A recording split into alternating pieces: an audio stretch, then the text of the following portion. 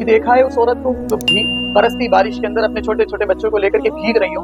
कभी देखा है उस खातून को जो परेशान हाल रोड के ऊपर घूम रही हो, सिर्फ इस वजह से कि उसके शौहर ने, उसके घर वालों ने उसको निकाल दिया हो? किस वजह से? कि वो उस पर इल्जाम हो कि सास की खिदमत नहीं करती, उस पर इल्जाम हो कि ननद की खिदमत नहीं करती है, शौहर का कहना नहीं मानती है। और शौहर का ये कहना होता है साहब मैं अपने माँ बाप को नहीं छोड़ सकता। जिस तरह तुम्हारे लिए तुम्हारी माँ काबिल कद्र है, काबिल तारीफ है, काबिल एहतराम है, इसी तरह जिस बाप के घर से उस बेटी को लेकर के आप आए हैं ना, जिसके बाप का भी आज इंतकाल हो चुका है, जिसके भाइयों की शादी हो गई तो भाई भी अपने घर पे उसे रखने के लिए तैयार नहीं, वो भी किसी के घर का फूल है, किसी की लगते जिगर है। जिस तरह से आपकी माँ का एहतराम जरूरी है, इसी तरह से इसकी हिफाजत जरूरी है, इसका ख्याल रखना जरूरी है, दोनों पहलुओं को सामने रखना जरूरी है।